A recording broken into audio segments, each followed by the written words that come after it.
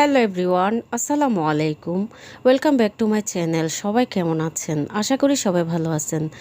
কাছে এবং দূরে, দেশে এবং দেশের বাইরে যে যেখান থেকে আমার ব্লগ ভিডিও দেখতেছেন, আবারও ওয়েলকাম জানাচ্ছি সবাইকে।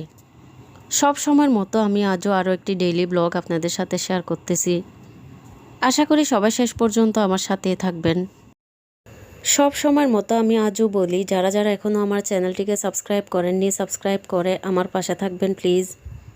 আর যারা করে ফেলেছেন তাদেরকে অসংখ্য ধন্যবাদ। আর যারা আমার পেজে দেখতেছেন, আমার পেজটিকে ফলো করে রাখবেন। আর লাইক কমেন্ট শেয়ার করতে ভুলবেন না প্লিজ। সবাই বেশি বেশি করে শেয়ার করবেন আর আমার সাথেই থাকবেন। এই ব্লগটি হচ্ছে আমার কয়েকদিন আগের।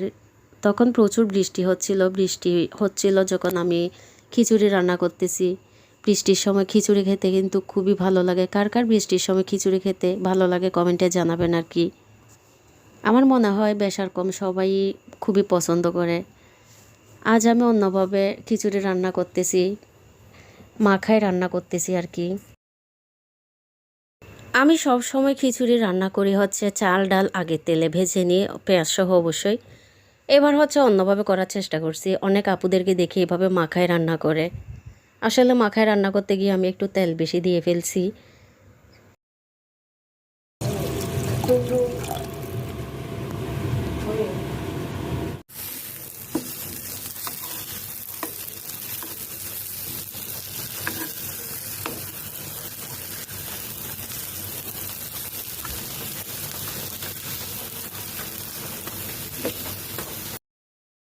খিচুড়ি রান্না করছি হচ্ছে আমি রাইস কুকারে খিচুড়ি রান্না করলে একদম ঝরঝরে হয়। তো খিচুড়ি বলেন পোলাও বলেন, রাইস কুকারে রান্না করলে কিন্তু একদম ঝরঝরে হয়, খুবই ভালো লাগে খেতে। আমার খিচুড়ি রান্না হয়ে গেছে, অবশ্যই আমার হাজব্যান্ড বলছে যে বিরিয়ানি রান্না করতে। তো সব সময় তো বিরিয়ানি খাওয়া হয়, আর বৃষ্টিও হচ্ছে। বাসায় ইলিশ মাছ ছিল আর হচ্ছে চিকেন ফ্রাই করে রান্না ছিল। সে কারণে হচ্ছে আমি খিচুড়ি রান্না করছি আর বিরিয়ানি রান্না করিনি। কার কার বৃষ্টিতে এরকম খিচুড়ি খেতে ভালো লাগে কমেন্টে জানাবেন আর কি। আমার রান্নাও হয়ে গেছে, একদম ঝরঝরে হয়েছে। আর ইলিশ মাছের ডিম দিয়ে খাওয়া হচ্ছে।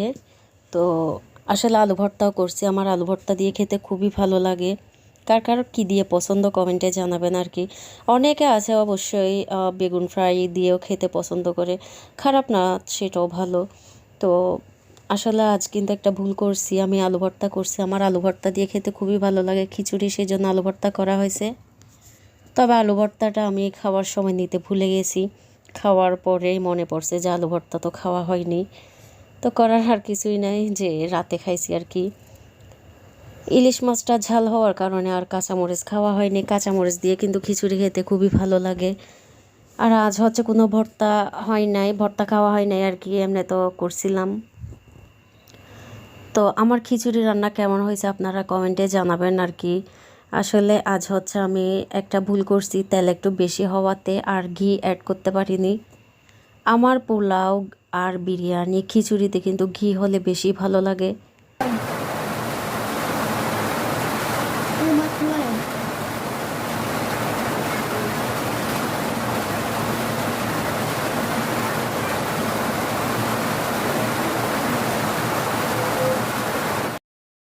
আজ আমি খিচুড়ি রান্না করছি হচ্ছে মসুর ডাল আর চিনি গুঁড়ো চাল দিয়ে।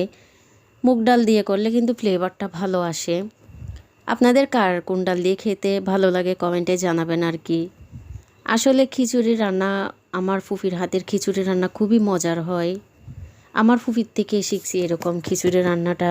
তো আমাদের এখানে কিন্তু খিচুড়ি তেমন রান্না করা হয় না, তেমন কেউ খায় না। কিন্তু আমার ফুফির হাতের খিচুড়ি মুগ ডাল দিয়ে করে বেশিরভাগ।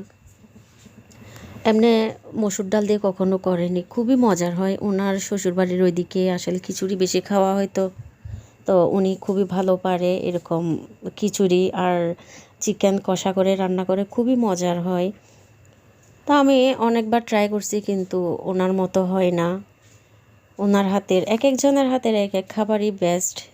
ঠিক সেরকমই আমার ফুফির হাতের খিচুড়ি বেস্ট। আমার খিচুড়ি রান্না কেমন হয়েছে আপনারা কমেন্টে জানাতে ভুলবেন না। আর কারা কিভাবে রান্না করেন সেটাও কমেন্টে জানাতে ভুলবেন না। ইলিশ মাছ কার কার পছন্দ কমেন্টে জানাবেন। আর আমার কিন্তু খুবই পছন্দের, তবে কাটার জন্য খেতে খুবই ভয় লাগে। তো আমার ব্লগ যারা যারা শেষ পর্যন্ত দেখেছেন সবাইকে অসংখ্য ধন্যবাদ। আল্লাহ হাফেজ।